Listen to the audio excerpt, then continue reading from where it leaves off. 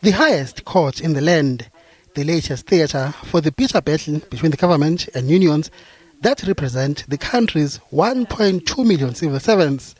The government scored a major victory earlier this year when the Labour Appeal Court ruled in its favour, deciding that the 2018 wage agreement was unlawful.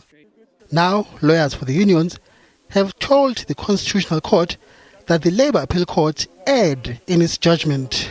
What we submit is that Section 23 sub 5 is a bedrock of fair labour practice in the context of collective bargaining. That collective bargaining is something that happens as a product of thorough negotiations, and once the parties then put a pen to paper and sign, they've satisfied themselves that there's been compliance with all the requirements. We're not suggesting that that the government must be bound to an unlawful agreement. In any event, then we're not considering that the agreement is illegal, because we say that agreement has been given effect to for the past 2 financial years. That is 3.1 and 3.2 were complied with, and 3.3 is the one that is not being complied with. But we are not considering that it is illegal. But we are saying that the moment it was signed, then it was binding. And government stayed for 2 years implementing it, and only on the 3rd year, it came with a counter application to say that it is illegal. And but we are saying that there was nothing illegal with it. Lawyers for various public sector unions took turns assailing the government.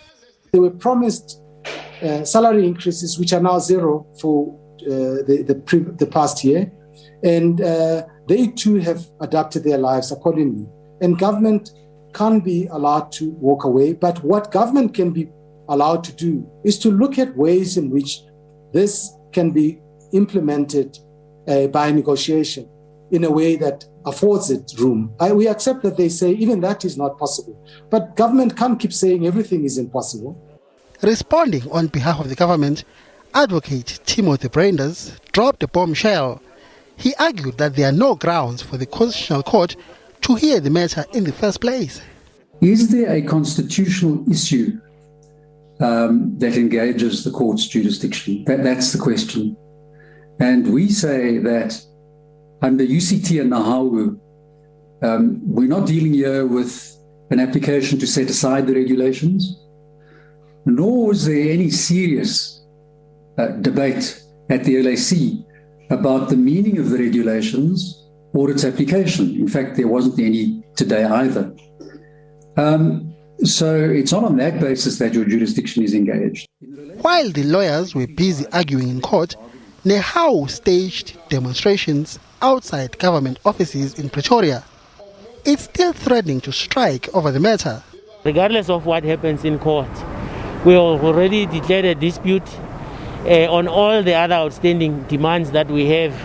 So, because Resolution 1 of 2021 does not cover anything other than salaries. So we already have a certificate that allows us to go on the street to fight for the rest of the demands, that which we could not get. So we're not tired. This is just the beginning. We are ready to go the long haul until we get what we want, which is the money that is due to workers. It's not yet known when the Constitutional Court will hand down judgment. Mbongeni Muchwa, SABC News, Johannesburg.